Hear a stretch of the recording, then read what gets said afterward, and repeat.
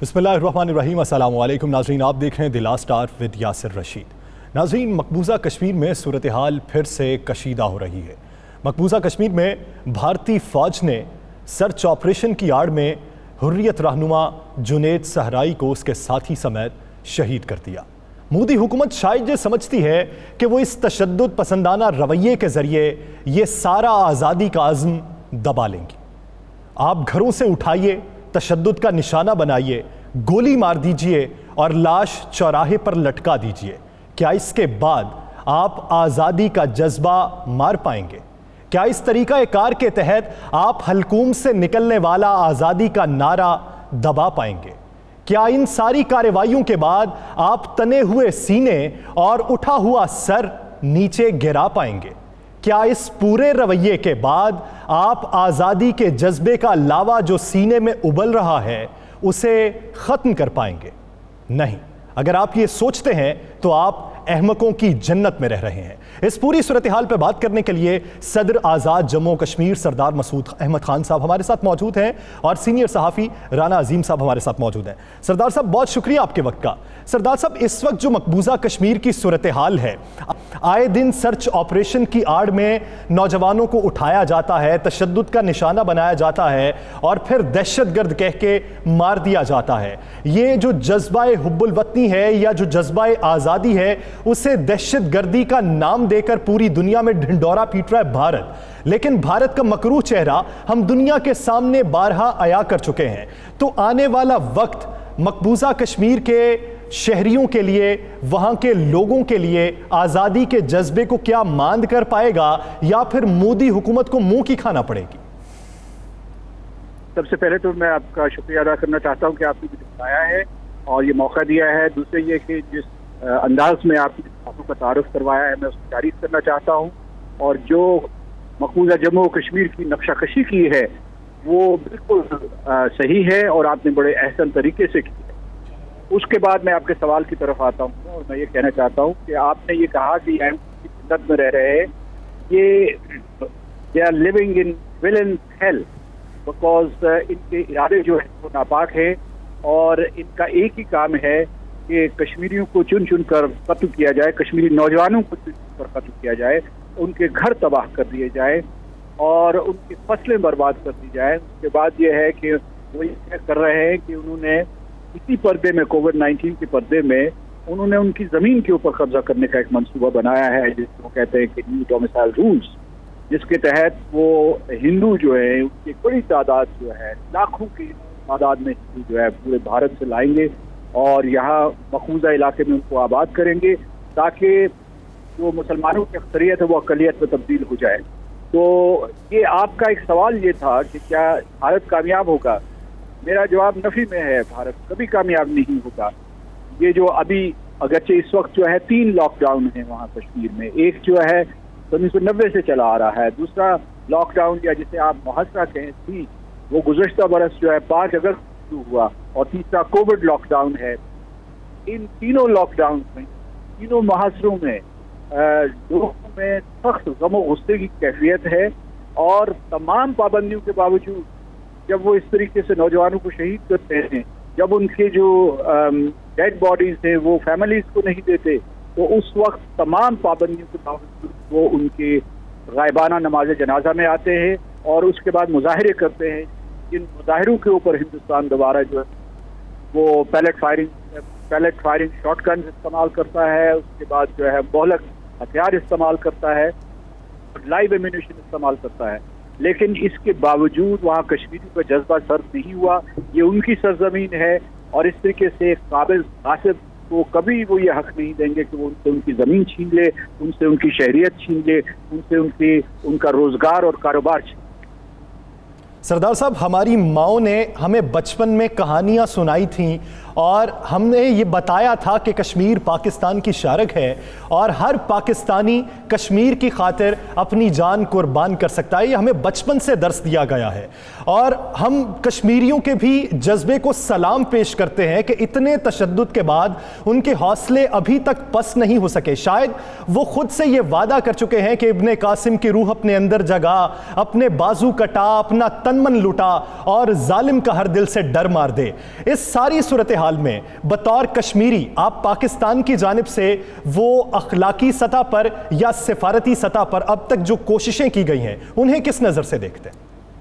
دیکھیے, پاکستان اور ہندوستان کے راستوں کا تقابل کرنا پڑے گا. ہندوستان نے جو ہے وہ دہشت گردی کا راستہ اختیار کیا ہے یا دہشت گردی کا راستہ اختیار کیا ہے. پاکستان نے سفارتکاری کا راستہ اختیار کیا ہے اور 5 اگست کے بعد جو واقعات رونما ہوئے ہیں پاکستان کا کردار بین الاقوامی برادری کے ساتھ, بین الاقوامی فورمز کے ساتھ بہت ہی متحرک اور فعال رہا ہے اور مؤثر بھی رہا ہے.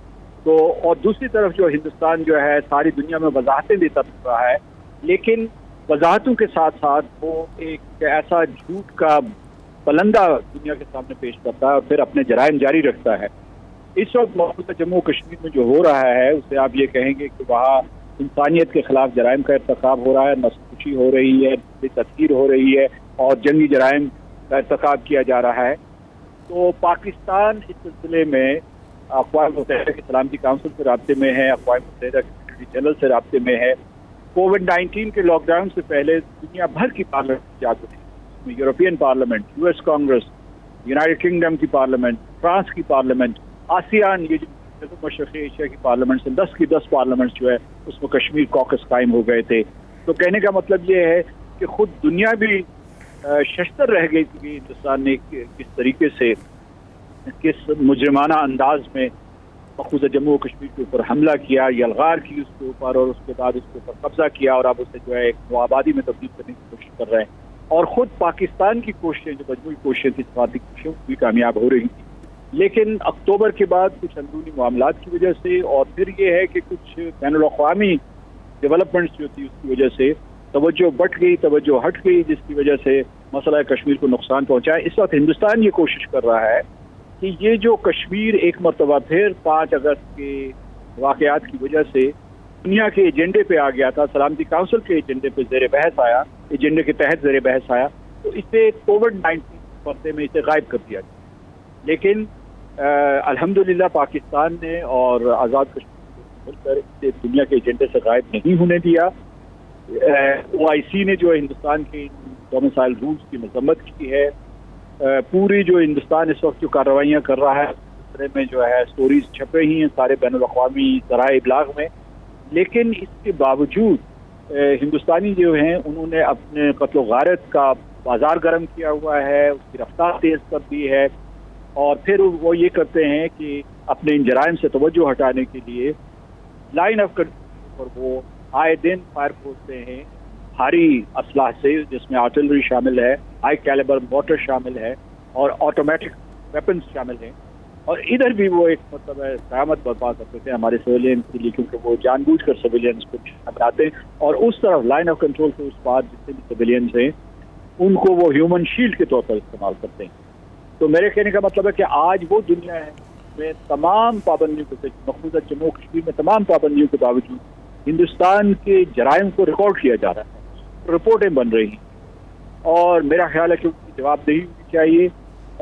یہ میں آپ کو بتاؤں کہ جو پاکستان کی کوششیں, سیاسی سفارتی جو کوششیں ہیں وہ جاری ہیں, لیکن اس وقت ایک جو ہمیں ڈس ایڈوانٹیج ہے, اس وقت جو مقبوضہ جموں کشمیر میں حالات ہیں ان کے پس منظر میں جو آزاد کشمیر کے نوجوان ہیں یا پاکستان کے نوجوان ہیں, بلکہ میں دنیا بھر میں گیا ہوں, وہاں جو بھی کشمیری یا پاکستانی نژاد لوگ ہیں وہ سارے کے سارے کہہ رہے ہیں کہ جی یہ جو سیاسی اور سفارتی طریقے سے صرف اس مسئلے کو آپ حل نہیں کر سکتے, آپ کو اس سلسلے میں جنگی تیاری بھی کرنی چاہیے اور جنگی ذرائع بھی استعمال کرنے چاہیے. کوئی ہندوستان بھرپور انداز میں 9 لاکھ فوجی جو ہے ہر روز کشمیر کے اوپر حملہ آور ہوتے ہیں اور انہیں یہ بھی دھمکی دی ہے کہ وہ آزاد کشمیر کے اوپر حملہ آور ہوں گے, گلگت میں مداخلت کریں گے, بلوچستان میں جو ہے دہشت گردی کے واقعات کروائیں گے.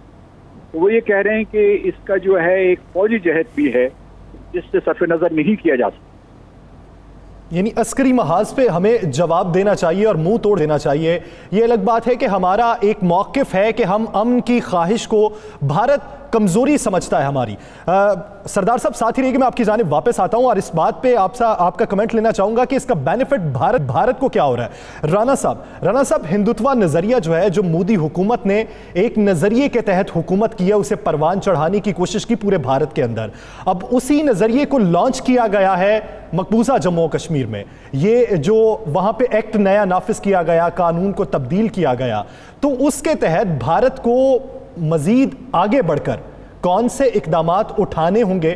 ابھی تک کی اطلاعات کیا ہیں کہ کون سے اقدامات اٹھائے جا رہے ہیں ان کی جانب سے، اور ان اقدامات کا جواب کشمیری کس طریقے سے دینے کے لیے پرعزم؟ دیکھیں، بھارت نے ریاست جو کر سکتا تھا وہ کر دیا. کشمیریوں کے گھر جلائے، کشمیری خواتین کی عصمت زدی کی، کشمیری نوجوانوں کو قتل کیا گیا، کشمیری بچوں کو معذور بنا دیا گیا، کشمیریوں سے ان کی جائیدادیں چھین لی گئی، کشمیریوں کو گھروں کے اندر پابند سلاسل کر دیا گیا. مگر یہ سب کچھ انتہا ہوتی ہے، کسی چیز کی آخری حد ہوتی ہے. اس کے بعد بھی وہ اس تحریک کو نہیں روک سکے. آج بھی کشمیر کے لوگ پاکستان کا پرچم لہرا رہے ہیں.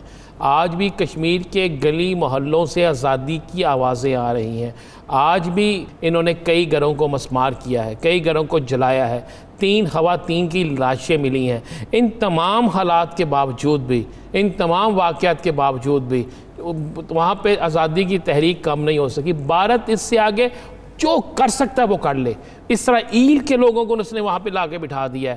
پوری دنیا سے لوگوں کو وہاں پہ لا کے بٹھا دیں، نہ وہ وہاں پر سے آزادی کی تحریک کو ختم کر سکتے ہیں. اور جس طرح ابھی صدر صاحب نے کہا کہ بالکل اب دنیا جو چاہتی ہے، اب کشمیر کا وہی حل ہوگا کہ کشمیر بزور طاقت جو ہے اب لیا جائے گا. کیونکہ اگر آپ بھارت کو یہ کہیں کہ کوئی انٹرنیشنل پریشر ڈال کے آپ بھارت سے کچھ لے سکتے ہیں، تو ایسا ممکن نہیں ہے. بھارت کسی انٹرنیشنل قوت کو ماننے کے لیے تیار نہیں ہے. وہ اقوام متحدہ کی قراردادوں پہ عمل کرنے کے لیے تیار نہیں ہے. جب وہ ایسی کسی چیز کے لیے تیار نہیں ہے تو آپ کس طرح سمجھ سکتے ہیں کہ بھارت کسی انٹرنیشنل پریشر سے؟ اب بھارت کے ساتھ جنگی محاذ ہی ہوگا. جنگ سے ہی ہم یہ کشمیر حاصل کر سکتے ہیں، اور میرا خیال ہے اسی طریقے سے کرنا چاہیے. بلکہ میں سردار صاحب سے یہ درخواست کروں گا، سردار صاحب یہ تو بتا دیں کہ آپ کو لوگوں نے کہا پوری دنیا میں کہ بالکل اب ہمیں طاقت کے ساتھ جواب دینا ہوگا، تو آپ کیا سمجھ رہے ہیں کہ آنے والے دنوں میں بھارت تو تیاری کر کے بیٹھا ہوا ہے، ہمارے جوان بھی تیار ہیں، تو کیا آپ دیکھ رہے ہیں کہ آنے والے دنوں میں کوئی مارک ایسا ہونے جا رہا ہے کہ جس میں انشاءاللہ تعالیٰ آزادی کا پرچم جو ہے وہ لہرائے گا؟ دیکھیے، 2 امکانات ہیں. ایک تو یہ ہے کہ جنگ کا خطرہ منڈلا رہا ہے، کیونکہ بھارتیہ جنتا پارٹی کے لیڈر، راشٹریہ سوائم سیوک سنگھ کے لیڈر اور ان کی ملٹری کمانڈ جو ہے آئے دن پاکستان کو اور آزاد کشمیر کو دھمکیاں دیتے رہتے ہیں. تو اس لیے، اور یہ بھی وہ کہتے ہیں، یہ اشارے کرتے ہیں کہ جی ہم جنگ کے لیے تیار ہیں، جنگ کرنے والے ہیں، جنگ کریں گے اور پاکستان کو نقصان پہنچائیں گے. ایک یہ ہے. دوسرا یہ ہے کہ جب آپ کسی کے گھر پہ جا کے زبردستی قبضہ کرتے ہیں، مقبوضہ جموں کشمیر کی بات کرتے ہیں، جب آپ 1,40,00,000 لوگوں کو جبراً غلام بنانے کی کوشش کرتے ہیں، اور مہاراجہ کے زمانے میں جو حقوق تھے وہ بھی ان سے چھین رہے ہیں، یعنی یہ 1927 سے پہلے کے دور میں ان کو وہ لے گئے ہیں، تو اس کے بعد وہاں جو ہے مزاحمت ضرور ہوگی. اور نہیں روک سکتے کہ جناب وہ اندرونی مزاحمت ہوگی، اور ہے، لیکن میں آپ کو یہ بتا دوں کہ وہ اس کو نہیں روک سکتے. یہ ایک فطری امر ہے کہ جب باہر سے حملہ آور قومیں آتی ہیں اور ان کی افواج جو ہے وہ اس طریقے سے تہہ تیغ کرنا شروع کر دیتی ہیں لوگوں کو، اور ان کی آبادیوں کو برباد کرنا شروع کر دیتی ہیں، تو وہاں مزاحمت ہوتی ہے. اور اس آبادی کا ہر فرد جو ہے وہ کھڑا ہو جاتا ہے اپنے حقوق کے تحفظ کے لیے، اپنے وطن کی حفاظت کے لیے. کشمیر میں بھی یہی ہوگا. اور ہندوستان کی یہ غلط فہمی ہے، یعنی آج تک 72 سال کی جو ان کی پالیسیاں تھیں، مکارانہ پالیسیاں تھیں، ان کی وجہ سے تو وہ قدم جما نہیں سکے. اب وہ سمجھتے ہیں کہ ان سفاکانہ پالیسیاں جو بھارتیہ جنتا پارٹی یا ہندوتوا کی جو سفاکانہ پالیسیاں ہیں، ان سے کسی طریقے سے وہ وہاں جو ہے کشمیریوں کے دل جیت سکتے ہیں یا ان کو جبر کے ذریعے خاموش کر سکتے ہیں، تو ایسا ممکن نہیں ہے. ایک اور سوال جو آپ نے پہلے اٹھایا تھا یاسر صاحب نے، وہ اس کے ساتھ جڑا ہوا ہے. یعنی ہندوستان نے نہ صرف کشمیر کے اوپر ظلم کیا، بلکہ اپنی مسلمان آبادی کے خلاف بھی اعلان جنگ کر دیا ہے. اور جو کشمیر پہلے جو ہے، یہ کووڈ 19 سے پہلے کی بات یہ ہے کہ جو پہلے کشمیر تھا پھر پورے کا پورا ہندوستان ہر شہر کشمیر بن گیا. جو نعرہ پہلے کشمیر میں بلند ہوتا تھا وہ ہر ہندوستان کے طرز میں بلند ہونا شروع ہو گیا. تو ابھی یہ ہو گیا ہے، یعنی یہ چیلنج جو ہے مسلمانوں کے لیے بھی ہے، پاکستان کے لوگوں کے لیے بھی ہے، امت مسلمہ کے لیے بھی ہے، عالمی برادری کے لیے بھی ہے جو امت مسلمہ سے باہر ہیں، کہ فاشزم سر اٹھا رہا ہے اور یہ ایک نیا چیلنج ہے. یہ اس صدی کا فاشزم ہے، ہندوتوا، جو یہ مذہبی برتری پہ یقین رکھتا ہے. سردار صاحب، اتنا ادراک تو مودی گورنمنٹ کو ہوگا، کیونکہ جب آرٹیکل 370 یا پھر شہریت ترمیمی ایکٹ کے خلاف لوگ باہر نکلتے ہیں تو وہ کسی ایک مذہب کے نہیں نکلتے، وہ دیگر مذاہب سے تعلق رکھنے والے لوگ بھی نکلتے ہیں. ہم نے دیکھا کہ بھارت کے اپنے شہروں میں جین مذہب کے، سکھ مذہب کے بطور ہندو بھی شامل ہوئے اس احتجاج میں جو مسلمانوں کی طرف سے نکالا گیا تھا. تو مودی حکومت کو اس کا بینیفٹ ہے کیا جب اسے دکھائی دے رہا ہے کہ ہمارے جو فیصلے ہیں اس پہ ہماری اپنی مذہبی برادری بھی ہمارے خلاف ہو رہی ہے؟ تو بینیفٹ اسے مستقبل میں نظر کیا آ رہا ہے؟ دیکھیے، کیا ہٹلر یا اس کی نازی پارٹی یہ سمجھتی تھی یا سوچتی تھی کہ جناب یہ ان کو اس نازیزم کا کیا فائدہ ہے، یا مسولینی یہ سمجھتا تھا کہ جناب اس کو فسطائیت کا کیا فائدہ ہوگا؟ انہوں نے وہ قوم برباد کرنی تھی. ابھی جو ہے وہاں جو مختلف سیاسی جماعتیں ہندوستان میں جن کا مختلف مذاہب سے تعلق ہے، مختلف مکاتب فکر سے تعلق ہے، تو وہ یہ کہہ رہے ہیں کہ جس تھن گلو کے ساتھ یہ ہندوستان جڑا ہوا ہے، اور جس کو وہ سیکولرزم کہتے تھے یا جمہوریت کہتے تھے، کہ یہ سارے کا یہ ڈھانچہ ہے یہ پاش ہو جائے گا اور یہ مذہبی جنونی ہے. وہ سمجھتے ہیں. اچھا، دوسرے یہ ہے کہ یہ اصل میں برہمنزم کی ایک شکل ہے. جو ایلیٹ ہے وہاں وہ ایسے پوری مسلمان آبادی کو بھڑکا رہی، جو ہندوستان کی آبادی کو بھڑکا رہی ہے، اور دلتس کو بھی اپنے ساتھ شامل کر رہی ہے. حالانکہ وہ دلتس کو سب ہیومن سمجھتے ہیں. اور اسی طریقے سے جو ہے جو چھوت ہیں، جو انٹچیبلز ہیں، جو شودر ہیں، وہ سارے کے سارے برابر درجے کے شہری نہیں ہیں. اسی طریقے سے نہ وہ کرسچنس کو مانتے ہیں، نہ سکھس کو مانتے ہیں. وہ سمجھتے ہیں کہ یہ سارے کے سارے گھسپیٹیے ہیں یا فارنرز ہیں. تو کہنے کا مطلب یہ ہے کہ اس کا ان کو کوئی فائدہ نہیں، لیکن دنیا بھر کو نقصان ہے. خطہ جو ہے وہ خلفشار کا شکار ہوگا. اور ہم نے دنیا کو یہ پیغام پہنچانے کی کوشش کی ہے کہ آپ مت سمجھیے کہ یہ جو ہندوستان کی طرف سے زیادتیاں ہو رہی ہیں یا انتہا پسندی ہو رہی ہے، اس کا نقصان صرف جنوبی ایشیا کو پہنچے گا. یہ نقصان ساری دنیا کو پہنچے گا، اور کل کلاں یہاں ایک ایسی جنگ ہو سکتی ہے جس کے نتائج ساری دنیا کو بھگتنے پڑے. اور میں یہ بھی اضافہ کرتا چلوں کہ اس میں یعنی یہ جو کووڈ-19 کی پینڈیمک ہے اس سے زیادہ خطرناک، یعنی لاکھ درجے زیادہ خطرناک جو ہے وہ بحران یا پینڈیمک جو ہے یہ جنوبی ایشیا میں ہندوتوا کی وجہ سے آ سکتی ہے. سردار صاحب، ایک تو یہ بتا دیجیے گا کہ ہماری اس وقت سرحدی صورتحال ہے کیا؟ بہت زیادہ کشیدہ تو نہیں ہے آزاد جموں کشمیر میں؟ اور ساتھ میں یہ بھی آپ نے جیسے کووڈ-19 کا ذکر چھیڑا ہے تو آپ سے رابطہ بھی ہو چکا ہے، تو اس وقت آزاد جموں کشمیر میں کرونا وائرس کے حوالے سے صورتحال کیا ہے؟ کیا تشویشناک تو نہیں ہے؟ صورتحال اتنی تشویشناک نہیں ہے، بلکہ ابھی حال ہی میں کچھ تھوڑا بہت اضافہ ہوا ہے نئے پیشنٹس کا، لیکن جو مجموعی طور پر جو ہے پیشنٹس کی بڑی تعداد جو ہے وہ صحتیاب ہو چکی ہے. اور ہمارے ہاں صرف ایک جو ہے موت واقع ہوئی ہے. اور ہمارا لاک ڈاؤن جو ہے شروع میں مؤثر تھا، ابھی عید کی وجہ سے جو ہے اس میں نرمی کی گئی ہے. اور ہمارے پاس تمام جو میڈیکل اکوپمنٹ ہے وہ موجود ہے. اس کے علاوہ ہمارے پاس جو ہے ٹیسٹ لیبس بھی ہیں، PCR ٹیسٹ لیبس جو ہیں 3 جگہوں پہ موجود ہیں، جو ڈویژنل ہیڈ کوارٹرز میں. اور اس کے بعد ہمارے پاس آئسولیشن ہاسپٹلس ہیں، اور جو ضرورتیں ہیں سینیٹائزرز ہیں، اس کے بعد وینٹیلیٹرز ہیں، جو باقی طبی اکوپمنٹ ہے وہ سارے کا سارا موجود ہے. الحمدللہ اب تک صورتحال پاکستان کے باقی حصوں کے مقابلے میں بہتر ہے.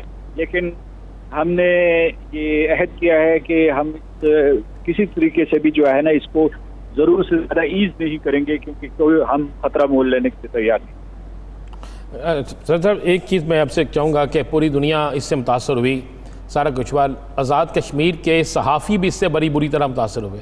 پاکستان کے اندر تو صحافیوں کے لیے ایک خصوصی پیکیج کا اعلان کیا گیا ہے، اور کشمیر کے صحافی ہمیں اکثر کہتے ہیں کہ ہمارے لیے بھی کچھ نہیں کیا گیا. تو آج کے پروگرام کے توسط سے کشمیر کے صحافیوں کے لیے بھی کچھ کریں. جی جی، میں یہ بتاتا ہوں کہ ان کے لیے پیکیج کیا گیا ہے اور جو ہے کچھ اعلانیہ کیا گیا ہے، کچھ پس پردہ کیا جا رہا ہے، لیکن اس کا انتظام کیا جا رہا ہے۔ صحیح، یعنی دنیا یہ دیکھے کہ ایک طرف بھارت میں کشمیر ہے تو دوسری جانب پاکستان میں یہ کشمیر ہے، میں مقبوضہ جموں و کشمیر ہے، اور بھارت والے یہ کلیم کرتے ہیں کہ پاکستان کے اندر مقبوضہ جموں و کشمیر ہے، لیکن دنیا یہ دیکھے، تقابلی جائزہ لے کہ انسانوں کے معاشرے میں کون رہ رہا ہے، کہاں پر توازن قائم ہے اور کہاں پر تشدد کے ذریعے اپنی بات منوانے کی کوشش کی جا رہی ہے۔ بہت شکریہ سردار مسعود خان صاحب اس حوالے سے اپنا وقت دینے کے لیے۔ ناظرین، دیگر ایشوز پر بات کریں گے ایک شارٹ بریک کے بعد۔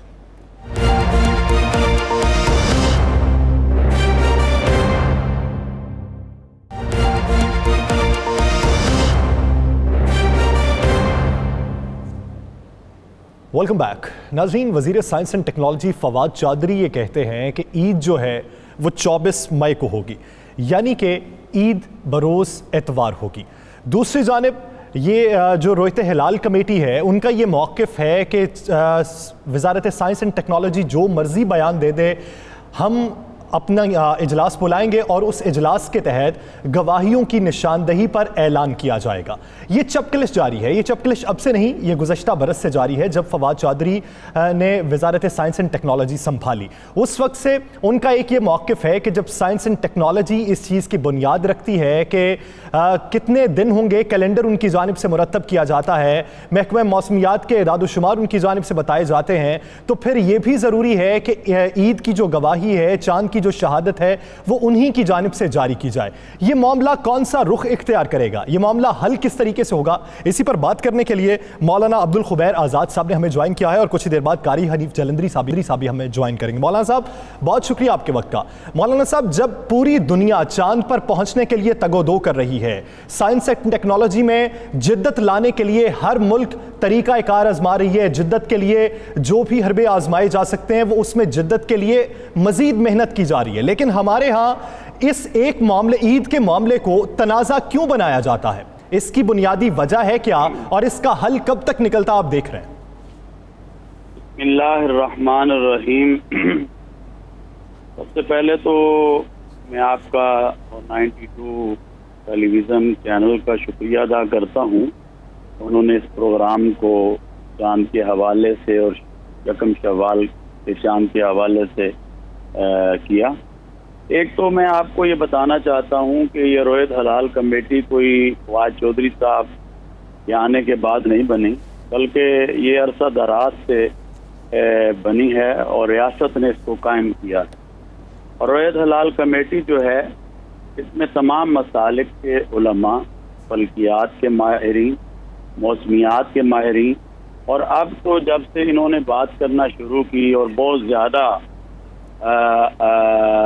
ان ہونا شروع کر دیا ان معاملات میں، تو جو ان کی وزارت ہے اس کا بھی نمائندہ جو ہے ہماری رویت ہلال کمیٹی میں موجود ہے، اور فیصلہ جو یہاں پر ہوتا ہے رویت ہلال کمیٹی کا، وہ آپ کو پتہ ہے گواہیوں پر اور رسول اکرم نبی محتشم صلی اللہ علیہ وسلم کی حدیث کے مطابق ہوتا ہے۔ تو میں یہ سمجھتا ہوں کہ ان کو، میرا خیال ہے کہ ان کے پاس یا تو ہمارے بڑے محترم ہیں، کوئی کام نہیں ہے، تو وزیر اعظم صاحب سے ہم اپیل کریں گے کہ ان کو اور زیادہ کام دیا جائے تاکہ یہ اس میں لگے رہیں۔ یہ مذہبی معاملات کو چھیڑنا یا اس طرح کا بار بار ہر دفعہ عوام اور لوگوں کے درمیان اور حلال کمیٹی کے درمیان ایسی چیز کو کھڑا کرنا، یہ بالکل غلط ہے۔ ریاست نے جب ایک کمیٹی بنائی ہے اور کمیٹی کا چیئرمین صرف اکیلا فیصلہ نہیں کرتا بلکہ تمام ممبران، پھر زونل کمیٹیاں، پھر صوبائی کمیٹیاں، پھر ڈسٹرکٹ کمیٹیاں، پھر آگے سے تحصیل لیول کی کمیٹیاں، پھر کہیں سے بھی کوئی گواہی اگر صحیح آ جائے تو اس کے اوپر ہم فیصلہ جو ہے پھر کرتے ہیں، اور وہ فیصلہ پوری قوم جو ہے اس کو قابل قبول ہوتا ہے، اور ساری دنیا جانتی ہے کہ ان کے ان بیانات کے باوجود جب بھی انہوں نے بات کی اور قوم نے رویت ہلال کمیٹی کی بات کو مانا، تو یہ کیوں کرتے ہیں؟ تو ان سے ہماری درخواست ہے تو اس بات سے کہ آپ اپنے کام میں لگے رہیں. آج کل کورونا کی وبا ہے اور آپ کہتے ہیں کبھی میں کٹیں بنا رہا ہوں, کبھی آپ کہتے ہیں کہ جی ہم وینٹیلیٹر بنوا رہے ہیں, یہ کر رہے ہیں. یہ اس طرح کے کام ہیں جو آپ کو وہ کرنے چاہیے, جس کی طرف ہمارے وزیر اعظم پاکستان بھی بہت زیادہ چاہ رہے ہیں کہ یہ چیزیں بنیں ملک کے اندر. اگر آپ کے اندر صلاحیتیں ہیں تو آپ ان چیزوں کی طرف لگیں. آپ یہ جو چاند ہے جس کا مسئلہ شریعت کے ساتھ ٹیچ ہے, اس کو خراب مت کیجیے اور لوگوں کے اندر اسراف کو نہ پیدا کیجیے. تو ہماری ان سے درخواست ہوگی آپ اپنا کام کریں. آپ کا بندہ, آپ کا نمائندہ ہماری رویت حلال کمیٹی میں موجود ہے اور ریاست نے اس رویت حلال کمیٹی کو بنایا. آپ کون ہوتے ہیں کہ کبھی کہتے ہیں کہ اس کو ختم کر دیا جائے, کبھی کہتے ہیں کچھ کر دیا جائے. مولانا صاحب, ان کا ایک موقف یہ بھی ہے کہ سائنس سے ان لوگوں کو کیا اعتراض ہے. وقت بدلنے کے ساتھ ساتھ ہمیں اپنے پہناوے, روایت, اصول زندگی تبدیل کرنا پڑتے ہیں. وہ کہتے ہیں کہ اگر انہیں یہ سائنس سے انکاری ہیں تو پھر جو چشمہ لگاتے ہیں وہ بھی اتار پھینکیں, جس دوربین سے مشاہدہ کیا جاتا ہے اسے بھی ہٹا دیں, صرف آنکھوں سے مشاہدہ کریں. وہ ان کی باتیں ہیں, ہم ان کی اس بحث میں نہیں جانا چاہتے. ہم نے وہ کام کرنا ہے جو رسول اللہ صلی اللہ علیہ وسلم کی حدیث کے مطابق, اور وہی ہم پاکستان اس کو فالو کرتا ہے اور ہم علماء فالو کرتے ہیں, ہماری قوم فالو کرتی ہے, اور اسی کے اوپر انشاءاللہ العزیز فیصلہ ہوگا. اور جو بھی فیصلہ ہوگا وہ چاہے 24 کا ہو جائے چاہے وہ 25 کا ہو جائے, تو وہ دنیا کے سامنے ہوگا. اور اب ان کے لوگ بھی موجود ہیں, اب تو ان کو ویسے ہی اعتراض نہیں کرنا چاہیے. تو میں اس لیے یہ گزارش کرنا چاہوں گا آپ کی 92 کی وساطت سے, انشاءاللہ جو فیصلہ رویت حلال کمیٹی کرے گی عوام اس کا انتظار کرے. انشاءاللہ وہ فیصلہ کرے گی جو آپ صلی اللہ علیہ وسلم کی شریعت کے مطابق ہوگا. جی صحیح. مولانا صاحب ساتھ ہی رہے گا. رانا عظیم صاحب, رانا صاحب دونوں ادارے اسٹیٹ کے ہیں, ریاست کے ہیں. یہ نہیں کہ ایک ادارہ پاکستان کا ہے یا دوسرا بھارت کا ہے, یہ بھی نہیں کہ ایک ادارہ گورنمنٹ کا ہے دوسرا اپوزیشن کا ہے. جب دونوں ادارے ہی ریاست کے ہیں تو دونوں اداروں کے جو نمائندگان ہیں وہ ایک دوسرے پر بات کیوں کرتے ہیں؟ وہ وفاق یعنی وزیر اعظم انہیں بیٹھ کے سمجھاتے کیوں نہیں ہیں کہ اس طرح الزام تراشیاں نہیں ہونی چاہیے, معاملہ افہام و تفہیم سے حل ہونا چاہیے؟ ٹھیک ہے سر, میں ذاتی طور پہ سمجھتا ہوں کہ وزیر اعظم پاکستان بھی یہ کسی صورت نہیں چاہیں گے کہ اس میں کوئی تفرقہ پیدا ہو. وہ کسی صورت نہیں چاہیں گے کوئی ایسا ماحول پیدا ہو کہ جس سے ایک بڑا دینی حلقہ ان کے خلاف جائے. اور یہاں تو وزیر اعظم پاکستان بے بس ہیں, یا وزیر اعظم پاکستان جو ہیں وہ کوشش کرتے ہیں وہ کامیاب نہیں ہوتی. دیکھیں بڑی کلیئر سی بات ہے, اس پاکستان میں نہیں پوری دنیا کے اندر آپ ان ممالک میں بھی دیکھ لیں کہ جو ترقی یافتہ ممالک ہیں, جہاں پر مثلا اسلامی ان ممالک میں دیکھ لیں جہاں پر عید کا اعلان ہوتا ہے تو عید اسی دن ہوتی ہے, جہاں پر رمضان کا اعلان ہوتا ہے تو رمضان اسی دن ہوتا ہے, جہاں پر جو بھی اسلامی مہینہ کا اعلان ہوتا ہے اسی مطابق ہوتا ہے. تو وہاں پر کوئی سائنس ٹیکنالوجی جو ہے وہ فیصلے نہیں کرتی. وہاں پر بھی علماء کرام کی, قاضی صاحبان کی ایک کمیٹی ہوتی ہے, وہ چاند دیکھتے ہیں, شہادتیں لیتے ہیں, قرآن و سنت کے مطابق کرتے ہیں. میری سمجھ سے ظاہر ہے کہ جب پاکستان بننے سے پہلے سے لے کر اب تک علماء کرام کی ایک کمیٹی بنتی ہے, وہی یہ فیصلے کرتی ہے, وہی چاند دیکھتے ہیں. اور چاند کی باقاعدہ یہ نہیں ہوتا کہ اس دوربین کو لگا کر کوئی کمزور نظر والا یا دوربین کو لگا کر کوئی اور شخص چاند دیکھتا ہے, بلکہ چاند وہ دیکھتے ہیں جن کو شہادتیں ان کو ملتی ہیں, اور شہادتیں بھی یہ وہ لیتی ہیں جو مصدقہ ہوتی ہیں آئین کے مطابق اور اسلامی قوانین کے مطابق. اس کے بعد اعلان کر دیا جاتا ہے. دیکھیں یہ سارا یاسر اگر آپ غور کریں تو صرف 1 سے 1.5 سال میں یہ سارا مسئلہ نظر آ رہا ہے. کہ اچانک کبھی کہہ دینا کہ علماء کرام کے متعلق, فواد چودھری صاحب بھی ہمارے لیے بڑے محترم ہیں, بڑے بھائی ہیں, لیکن میں سمجھتا ہوں کہ پاکستان کیا پوری دنیا کے اندر علماء کرام جو ہیں ان کا جو رول ہے ہمیں اس کو خراب نہیں کرنا چاہیے, اور ہمیں ان کی قدر بھی کرنی چاہیے اور ان کے مطابق جو ہے آگے سلسلے کو لے کر چلنا چاہیے. اسی کو کوئی اعتراض نہیں. اب تو حکومتی سائنس ٹیکنالوجی کے نمائندے بھی وہاں موجود ہیں, اور ایسے وقت میں نہیں سمجھتا کہ پاکستان متحمل ہو سکے کہ وہاں پر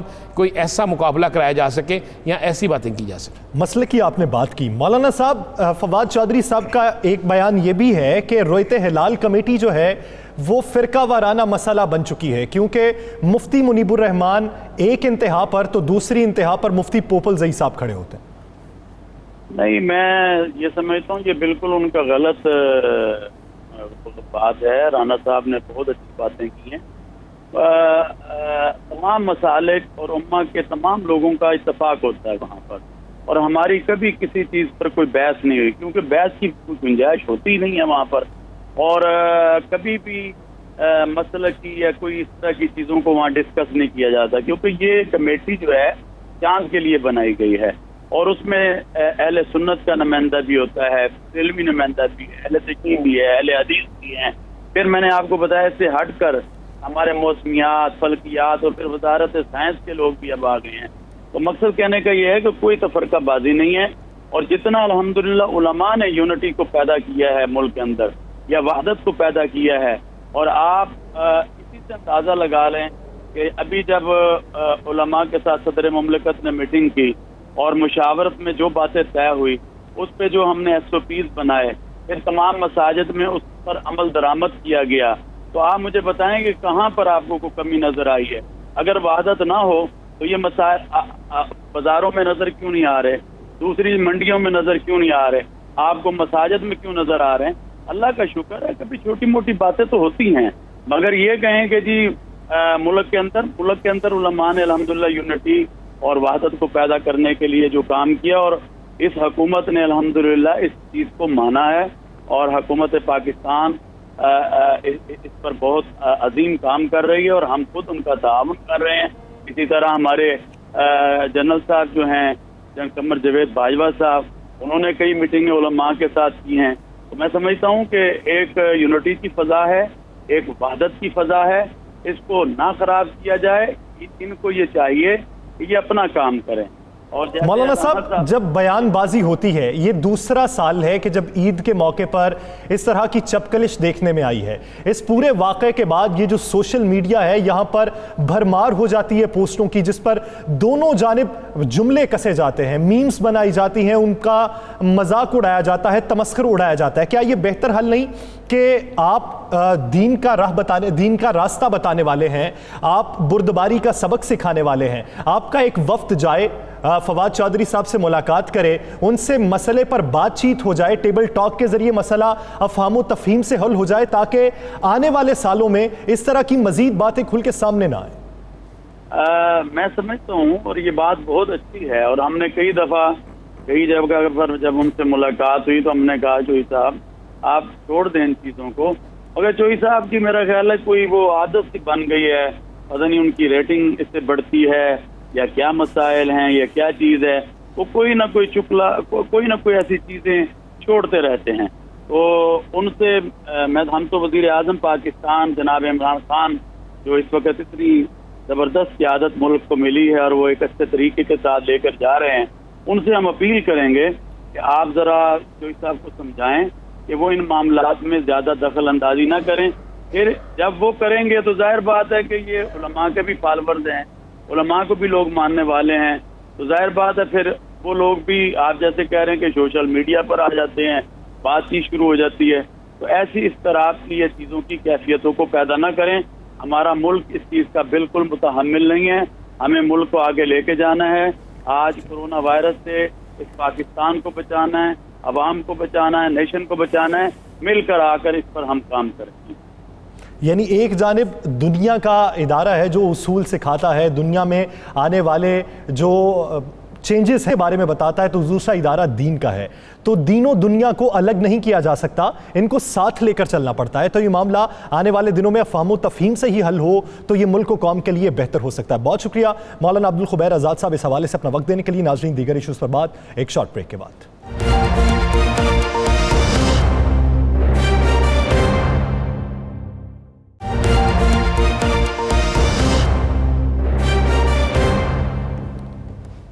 ویلکم بیک۔ ناظرین، بات کریں گے لاک ڈاؤن میں نرمی کی۔ بازاروں کی اس وقت صورتحال ہے کیا؟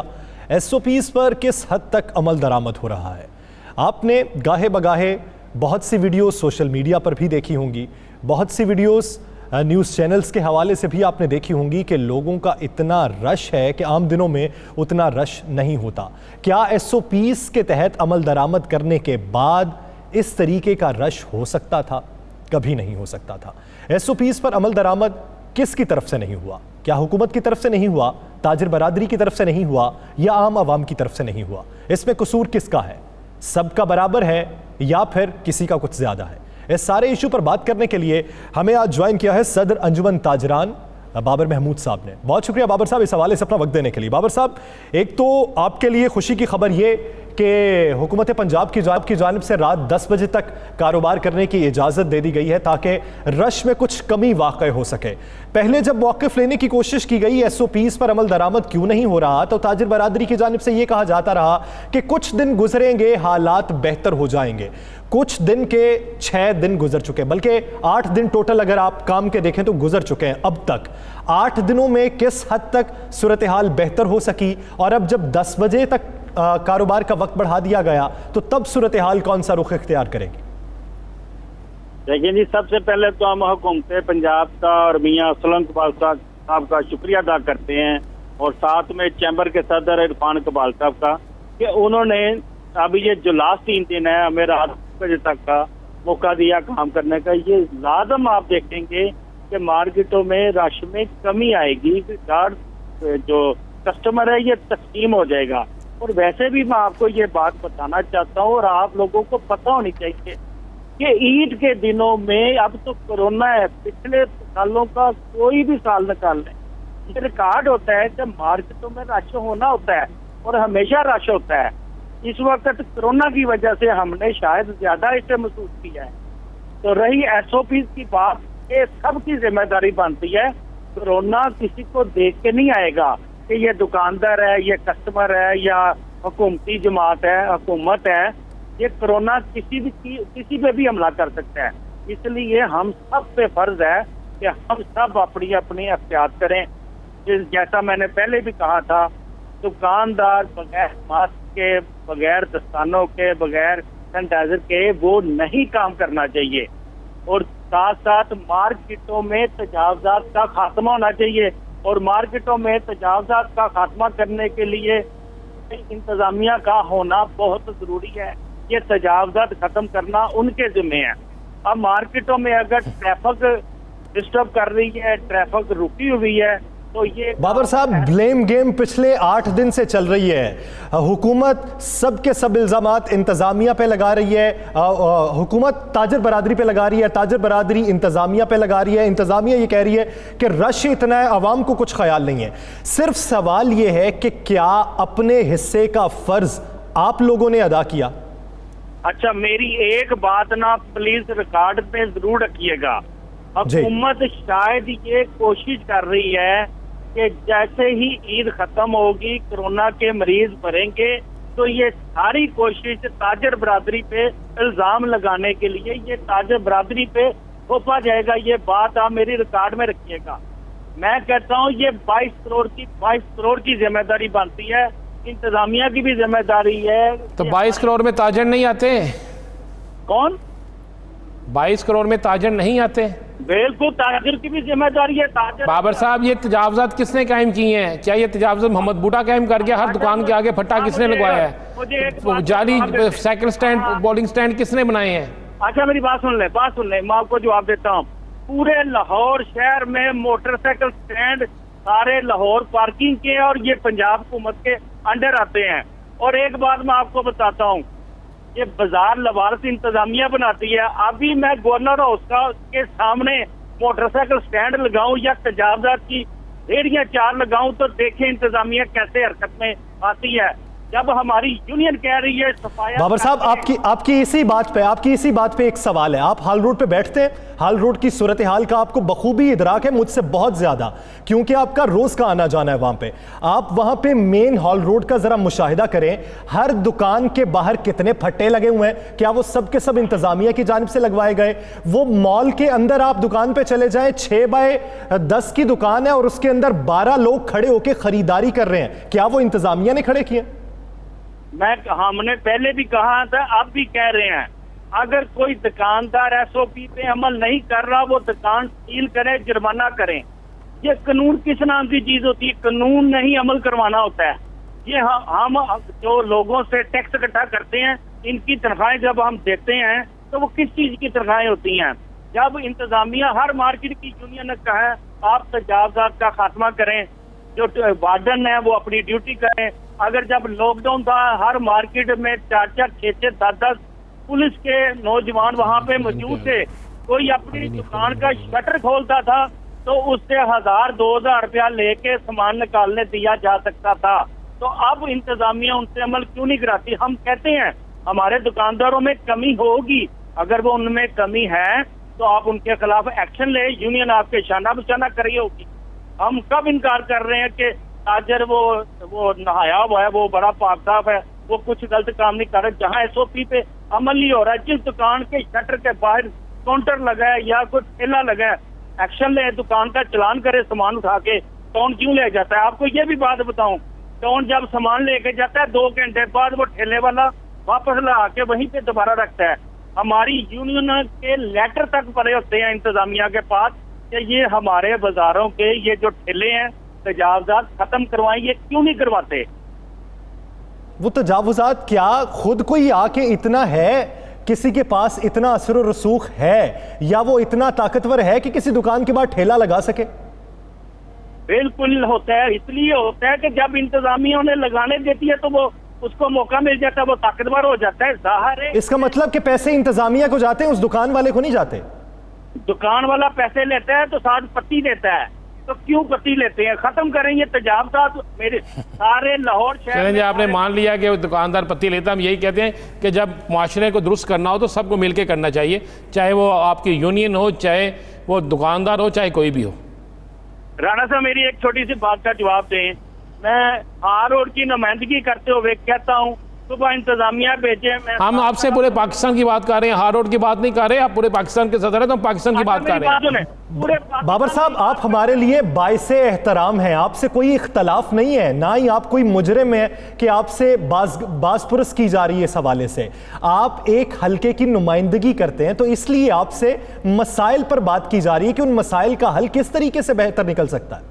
رانا صاحب میں آپ کو بتاتا ہوں کہ مارکیٹوں کی جو انتظامیہ یہ بہت کوشش کرتی ہے، ہر مارکیٹ کی یونین کوشش کرتی ہے، لیکن یہ مافیا اتنا پھیل چکا ہے کہ ان کے پاس اسلحہ تک موجود ہوتا ہے. تو ہم یہی کر سکتے ہیں، ہم کاروبار کرنے کے لیے آتے ہیں، ہم تاجروں کو تحفظ دینے کے لیے آتے ہیں، ان اسلحے کا سامنا کرنے نہیں آتے. ہمارا پھر کام بنتا ہے ہم انتظامیہ کو آگاہ کرتے ہیں. مارکیٹوں میں پولیس والے موجود ہیں، یہ ڈولفن والے موجود ہیں، لیکن یہ کاؤنٹر مافیا، یہ تجاوزات بتا مافیا بن چکا ہے. یہ ایک طرح جس طرح کراچی میں بتا لیا جاتا تھا، اسی طرح ہمارے شہروں میں یہ مافیا بیٹھ چکا ہے. ان کو ہٹانے والا کوئی نہیں ہے، کوئی ہمت ہی نہیں کرتا. تاجر بیچارہ کیسے کرے اگر انتظامیہ ڈرتے مارکیٹوں میں جا کے یہ تجاوزات ختم نہیں کرتی. ہم نے کئی دفعہ انتظامیہ کو مارکیٹ میں جگہ دی، پلیز آپ 2 بندے اگر ڈیوٹی دیتے ہیں تو تجاوزات ختم ہو جاتی ہے، لیکن وہ کام کرنے کو تیار ہی نہیں. 4 دن بیٹھتے ہیں، اس کے بعد پتہ لگتا ہے ان کی ڈیوٹی کہیں اور چلی گئی ہے. تو یہ چیزیں آپ ہمیں. تو بابر صاحب، جو مارکیٹ کی کمیٹی ہوتی ہے، جو مارکیٹ کی انتظامیہ ہوتی ہے، اس کا کام کیا ہوتا ہے؟ ایسے ہم نے مارکیٹوں کے جو چھوٹے موٹے مسائل ہوتے ہیں، جو تاجروں کے آپسی مسائل ہوتے ہیں، وہ ہم نے حل کرنے ہوتے ہیں. جو روڈوں کے مسائل ہوتے ہیں اس سے ہم انتظامیہ کو آگاہ کرتے ہیں. آپ مجھے یہ بات بتائیں، اگر یہ ہمارے جو وزراء ہیں، وزیر اعلیٰ یا گورنر ہیں، اگر ان کے آگے کوئی مسائل آتے ہیں تو ان کو بھی تحفظ انتظامیہ دیتی ہے، پولیس دیتی ہے. جب پولیس کے کنٹرول سے چیز باہر ہو جائے تو پھر رینجر کو کال کیوں کی جاتی ہے؟ تو تاجر جب اپنے لیے تحفظ مانگتے ہیں، اپنے لیے سہولت مانگتے ہیں، اپنی ذات کے لیے تو نہیں مانگتے. ہم تو لے کے کہتے ہیں پبلک کے چلنے کے لیے آپ جگہ خالی کروا دیں. لاہور پارکنگ بنائی گئی تھی کہ پہلے جو اسٹینڈ تھے اس میں ناجائز لوگ زیادتیاں کرتے ہیں، روڈ کنٹرول میں نہیں ہے. میں کہتا ہوں جتنا یہ گند لاہور پارکنگ کے ٹھیکوں نے ڈالا ہے شہر میں، اس سے پہلے کبھی یہ گند ہوتا ہی نہیں تھا. ان کو 2 لینے دی مارکیٹوں میں، انہوں نے 4 لینے کر لی. انہوں نے 1 لین دی، انہوں نے 3 لینے کر لی. انہوں نے تو بتا خوری شروع کر دی ہے اسٹینڈوں والوں نے. تو کہنے کا مطلب ہے تاجر یونین اگر انتظامیہ کو تعاون کرنے نہ دے تو پھر تاجر یونین ذمہ دار ہے. اگر تاجر یونین چیخ کے کہہ رہی ہے. چلے بابر صاحب، یہ بتا دیں کہ اب جو بقیہ دن رہ گئے ہیں عید آنے میں، 10 बजे तक टाइम बढ़ा दिया गया, कुछ बेहतरी हो सकती है ताजरों की जानिब से। हम ताजरों को ब्लेम नहीं करते, क्योंकि ये मईशत का पहिया चलेगा तभी तो मुल्क खुशहाल होगा। हर किसी का इंटरेस्ट वाबस्ता है मईशत का पहिया चलने से। ताजर हमारे माथे का झूमर है, आप कारोबार करें, हम तो ये चाहते हैं फले फूले, हमें उस पर कोई एतराज नहीं है। ये तो मामूली बात नहीं है कि 5 घंटे का इजाफा किया है। होता ही है कि ताजरों को आदत थी 12-1 बजे मार्केटों में आने की। यही हालात कस्टमर के थे, कस्टमर आ रहा था 12-1 बजे और 4-5 बजे मार्केटें बंद हो रही थी। ये 5 घंटे का जो इजाफा हुआ है, ये आप अच्छा खासा फर्क देखेंगे। कुछ कस्टमर अफ्तारी से पहले और बकाया कस्टमर आप देखेंगे अफ्तारी के बाद बिजनेस करेगा। आपको ये मार्केटों में अब रश कम नजर आएगा और बेहतरी नजर आएगी इंशाल्लाह। और वैसे भी मैं आपसे ये कहना चाहता हूँ, पहले भी सालों में ऐसे हुआ करता था, जब ईद इस तरह के दिन त्योहार होते हैं, खास पॉइंट होते हैं, खास टाइम होते हैं, तो फिर मार्केटों में सिक्योरिटी के निज़ाम ज्यादा बेहतर कर दिए जाते हैं, हिफाजती इंतजाम ज्यादा अच्छे कर दिए जाते हैं। मैं हुकूमत से अपील करूंगा कि हर मार्केट में नफरी इस वक्त रश की वजह से होनी चाहिए, लोगों को सिक्योरिटी इस वक्त मिलनी चाहिए। सही, बाबर साहब साथ ही रहेगा। हमें यहाँ पे ज्वाइन किया हाजी हनीफ साहब, सदर पाकिस्तान। हाजी साहब बहुत शुक्रिया आपके वक्त का। हाजी हनीफ साहब, इस वक्त जो सूरत हाल है, एक तो 10 बजे तक का वक्त बढ़ा दिया गया, बाबर साहब ये कह रहे हैं कि हालात बहुत बेहतर हो जाएंगे। ये तो बात है मुस्तकबिल की, यानी आने वाले कुछ दिनों की। माजी की अब तक की कारकर्दगी देखी जाए, माजी का अब तक कारोबार देखा जाए, जो 8 वर्किंग डेज में कारोबार हुआ है, उससे क्या आप मुतमईन हैं? और SOPs पर अमल दरामद जिस तरीके से हुआ, क्या उससे भी मुतमईन है? बिस्मिल्लाहिर्रहमानिर्रहीम। देखें जी, जहाँ पर SOP को पर अमल दरामद की बात है, वो तो हमारी कौम में अभी तक इतनी अवेयरनेस नहीं है। ये कोरोना ने हमारे शाल मार्केट के बेशुमार दुकानदार ऐसे हैं जिनकी अमवात हुई हैं। हमने एक एक दुकान पर जाकर दुकानदारों से रिक्वेस्ट भी की है, अपने पास से मास्क भी दिए हैं, सैनिटाइजर भी दिए हैं, सिर्फ उनको एहसास दिलाने के लिए कि हर आदमी SOP पे अमल करना चाहे तो कर सकता है। SOP पर अमल करना कोई इतना मुश्किल नहीं है। SOP पे अमल करना दुकानदार के लिए कोई मुश्किल नहीं है। SOP पे अमल करना चाहिए, इसलिए कि SOP पे अमल उसने किसी हुकूमती नुमाइंदे के लिए नहीं करना, उसने किसी आदमी के ऊपर एहसान नहीं करना, उसने SOP पे अमल करना है अपनी ज़ात के लिए, अपने ख़ानदान के लिए, अपने अहले खाना के लिए। वो इसलिए कि हमारे बहुत करीबी 3-4 दोस्त शाल मार्केट में जो हमारे उहदेदार थे, उन बेचारों के साथ ये हादसा हो चुका है। कुछ इस वक्त अपने घरों में बंद हैं और कुछ अल्लाह के पास जा चुके हैं। मैं अपने ताजिर भाइयों की खिदमत में यर्ज करना चाहता हूँ कि अगर आप अपने ख़ानदान के साथ, अपने अहले खाना के साथ मुखलिस हैं, तो आपको गवर्नमेंट के SOP पे अमल करना होगा। अगर आप SOP पे अमल नहीं करेंगे तो अल्लाह ना करे किसी भी भाई के साथ ये हादसा हो सकता है। ये हादसा होने के बाद सिर्फ और सिर्फ पछतावा होता है। तो यानी हिफाजती तदाबीर सिर्फ अपने ज़ात के लिए आपने अपनानी है। आपकी ही ज़ात सबसे ज़्यादा इंपॉर्टेंट है। आपकी ही ज़ात वो ज़रिया बन सकती है जिससे ये वायरस किसी दूसरे मुंतकिल हो सकता है। तो एहतियाती तदाबीर अपनाइए, अपने अपने हिस्से का फ़र्ज़ अदा कीजिए, तो कोई किसी दूसरे पर इल्ज़ाम रखने के काबिल नहीं होगा। बहुत शुक्रिया हाजी हनीफ साहब और बाबर महमूद साहब इस हवाले से अपना वक्त देने के लिए। नाज़रीन आगे बढ़ते हैं। राना साहब, मुखबर की आज की खबर क्या है? देखिए जी, मेरे पास आज की खबर यह है कि शरीफ ख़ानदान के अंदर जो दरारें थी ना, अब वो किसी और तरफ जाना शुरू हो गई। नून लीग के अंदर एक बहुत बड़ा ग्रुप है, उसने बिल्कुल वाज़ेह तौर पर मरियम को कहा है कि अगर आपने ईद के बाद कोई मज़ाक़मती तहरीक शुरू ना की तो हम तीसरा ग्रुप बना लेंगे। और मुखबर की इतला ये है कि ईद के फौरी बाद मरियम नवाज़ जो है वो खुफिया मुलाकातों का सिलसिला शुरू करने लगी। नहीं, ये तीसरा ग्रुप बनाने का कहा गया या धमकी दी गई, तो तीसरा ग्रुप होगा किसकी तरफ से? देखिए, तीसरा ग्रुप जो है उन लोगों की तरफ से होगा जो समझते हैं कि हमारी सियासत चले, पंजाब या नहीं, ये पूरे ओवरऑल। तो अब मेरी इतला ये है, मुखबर का कहना है कि मरियम नवाज़ ने ईद के तीसरे रोज़ कुछ मुलाकातों का सिलसिला रखना है। बज़ाहिर तो ये लगेगा कि कुछ लोग अफसोस करने आए हैं, कलसूम नवाज़ का ईद है, کچھ لوگ کچھ اور حساب سے آئیں گے ملنے، لیکن وہ اصل میں میٹنگ ہوگی، اور وہ میٹنگ جہاں حکومت کے خلاف ہوگی وہاں پر میاں محمد شہباز شریف کے بھی خلاف ہوگی۔ اور اس کے بعد مخبر کی طرح یہ ہے کہ آئندہ 6 سے 11 دنوں میں، یعنی اگلے عید کے اگلا ہفتہ جو ہے، اس میں مولانا فضل الرحمان اور مولانا اور محمود اچکزئی یہ بھی مریم نواز سے یا تو ٹیلی فونک رابطہ کریں گے یا ملاقات کریں گے، اور اس کے بعد آپ دیکھیں گے کہ اچانک تبدیلی ان کے اندر، سیاسی تبدیلی، یعنی وہ لڑائی جو یہ لڑنا چاہتے ہیں وہ شروع ہو جائے گی۔ یعنی نون لیگ یہ کلیم کرتی ہے کہ عید کے بعد ایک ڈرامہ پاکستان تحریک انصاف کی جانب سے چلنے والا ہے، ساتھ ہی ساتھ مخبر کی خبر کے مطابق ایک ڈرامہ ان کے اندر بھی چلنے والا ہے۔ ناظرین، آنے والے وقت ہی واضح ساری صورتحال کر پائے گا کہ دونوں جانب کون سے ڈرامے چل رہے ہیں۔ دی لاسٹ آور سے مجھے دیجیے اجازت، اللہ نے کے بعد۔